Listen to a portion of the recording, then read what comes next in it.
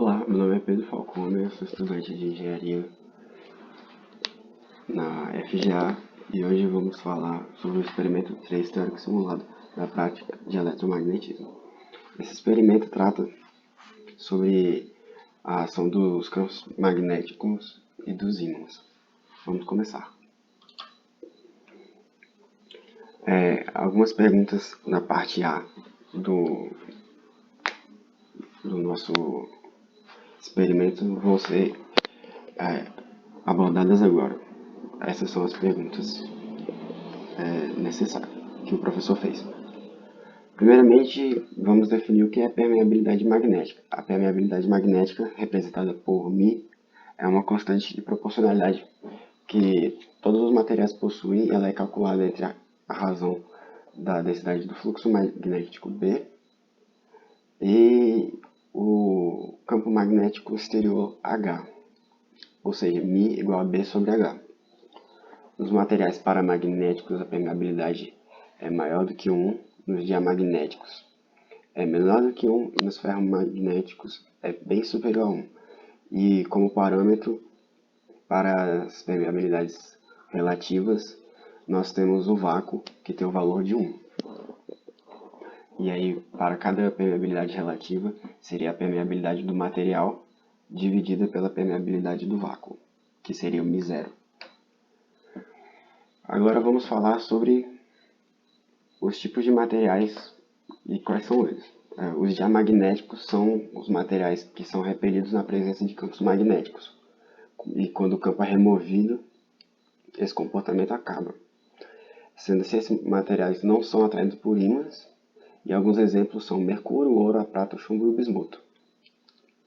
Os paramagnéticos são aqueles grupos que possuem elétrons desemparelhados e que, quando submetidos ao campo, formam um campo alinhado no mesmo sentido que o campo que eles foram submetidos. Quando esse campo é removido, o campo presente no material também cessa. E alguns exemplos são o alumínio, o sódio, o magnésio e o cálcio.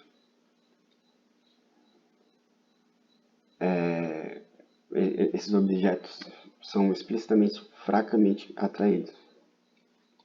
Os ferromagnéticos são aqueles materiais que são altamente atraídos pelos ímãs e quando eles são expostos a um campo magnético, eles formam o seu próprio campo magnético alinhado com o campo que foram expostos e por isso são muito atraídos. Alguns exemplos são ferro, níquel, cobalto e os seus compostos.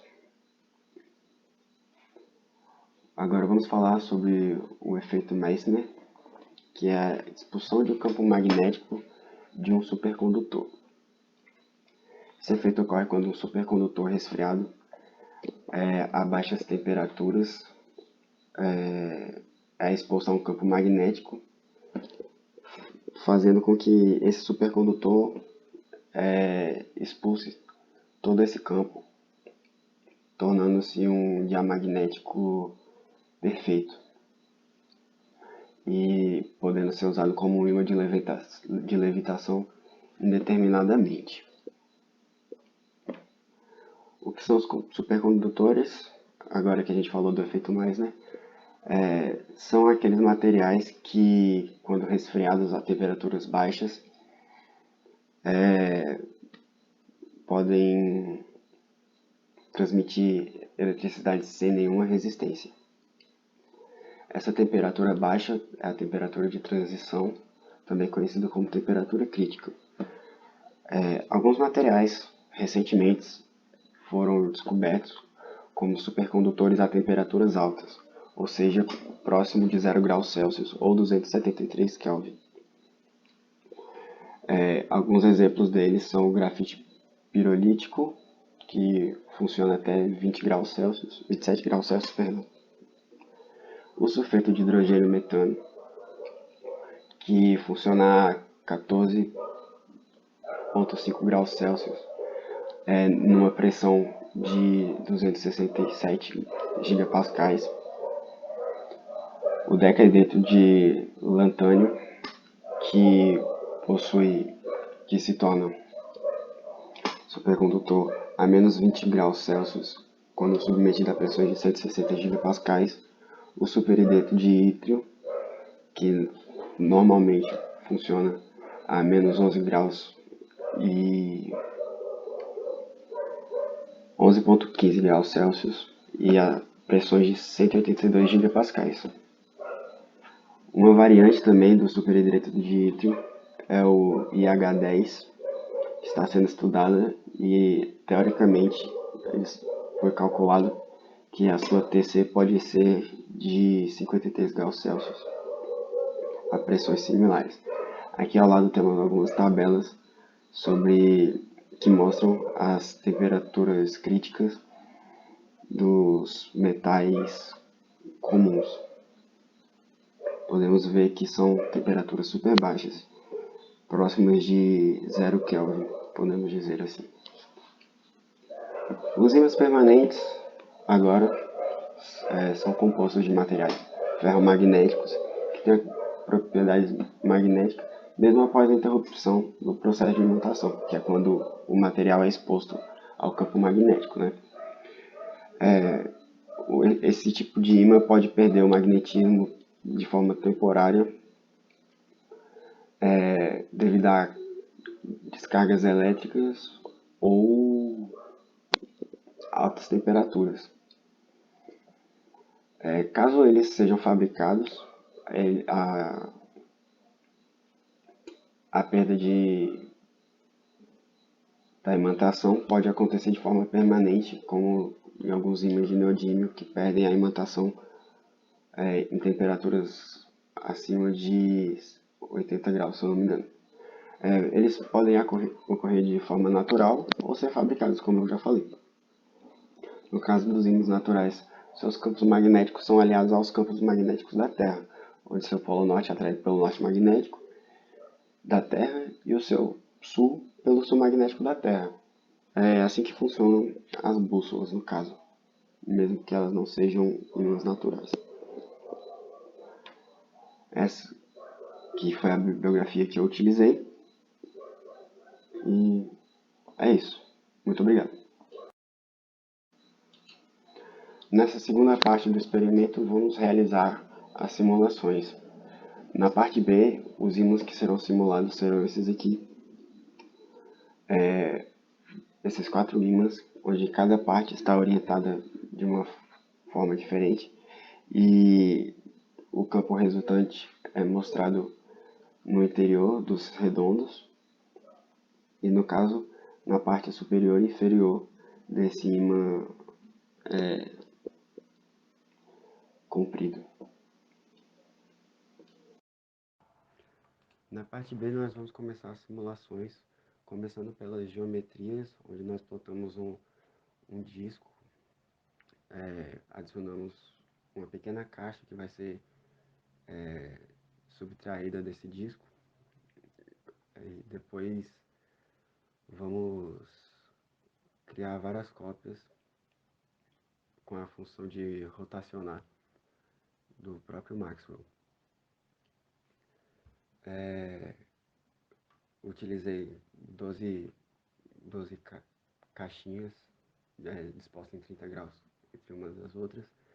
Depois cortei um furo no círculo, criei novas caixinhas para ficar com materiais separados.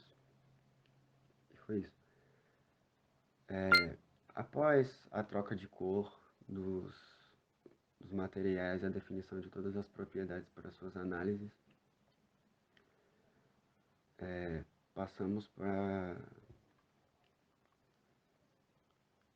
para a parte da padronização do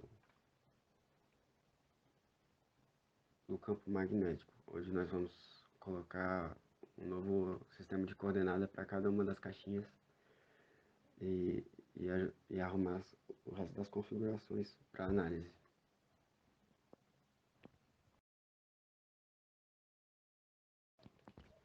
Realizadas as análises, obtivemos os seguintes resultados. Para o primeiro ímã, com os polos virados para fora, obtivemos o seguinte resultado dos vetores, onde o centro teria um campo magnético nulo, representado pela falta de vetores.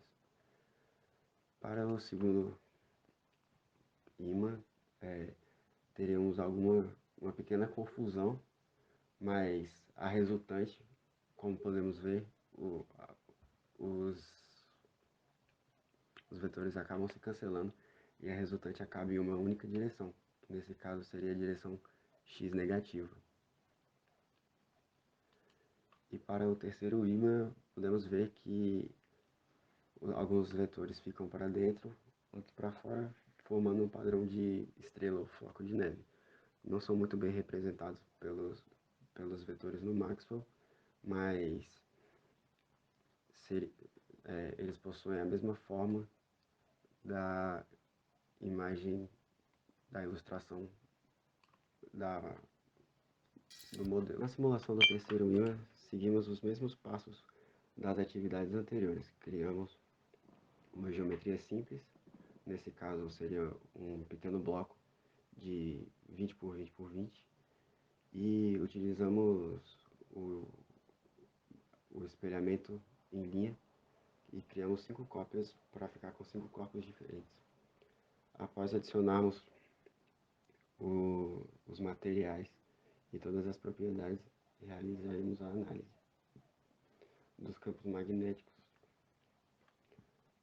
superior e inferior da peça.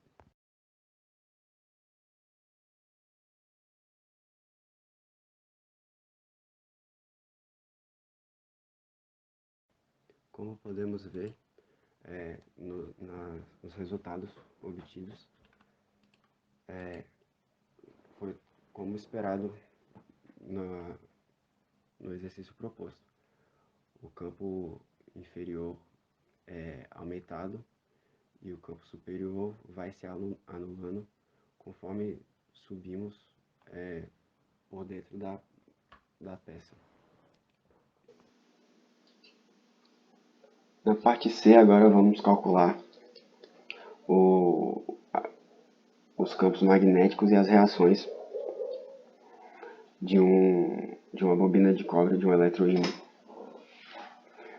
onde passam 300 amperes e para materiais diferentes. O meu grupo é o grupo D, ou seja, as dimensões serão de 50 milímetros e os materiais serão apresentados durante as simulações. Agora seguiremos para a parte C da simulação. Realizamos a geometria pelo Maxwell 2D e vamos preparando todas as configurações para que podemos fazer a análise, começando pelo supercondutor e em seguida trocando para os diversos materiais, como os ferromagnéticos e os diamagnéticos escolhidos.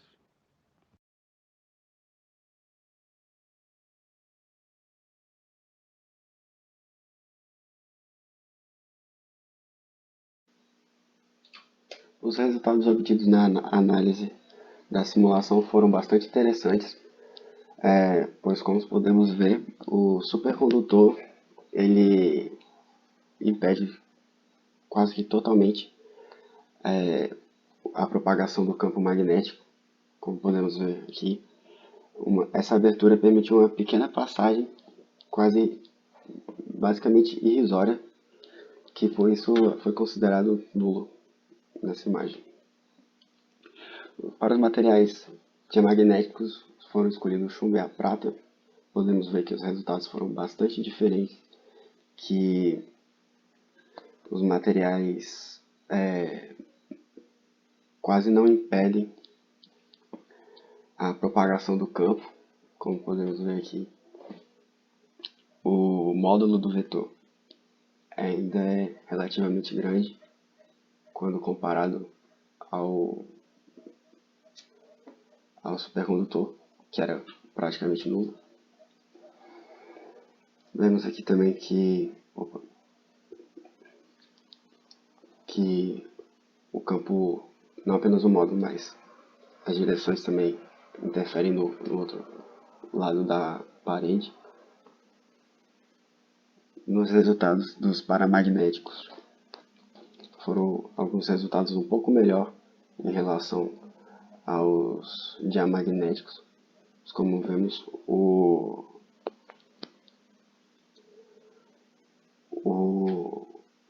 na verdade foi um resultado pior, falei errado. Nos paramagnéticos, o módulo do campo... Eita, tava certo. Tô já perdido. O módulo do campo é menor com a medida que afastamos da bobina e um resultado um pouco melhor de isolamento em relação aos diamagnéticos, como podemos ver aqui. Já para os ferromagnéticos, podemos ver que o campo da bobina interfere com os materiais do invólucro e geram um campo do invólucro no ambiente ao redor. O efeito na parte de vácuo é quase nulo, mas como podemos ver aqui, o módulo nas paredes é bem alto. E aqui podemos ver algumas direções de como fica o campo quando utilizamos ferros magnéticos. Isso é uma análise interessante que mostra como os materiais que escolhemos para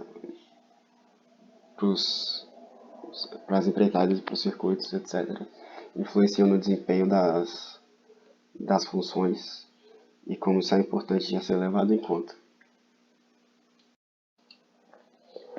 Essa foi a bibliografia usada. Obrigado por assistir e se inscrevam. Até mais.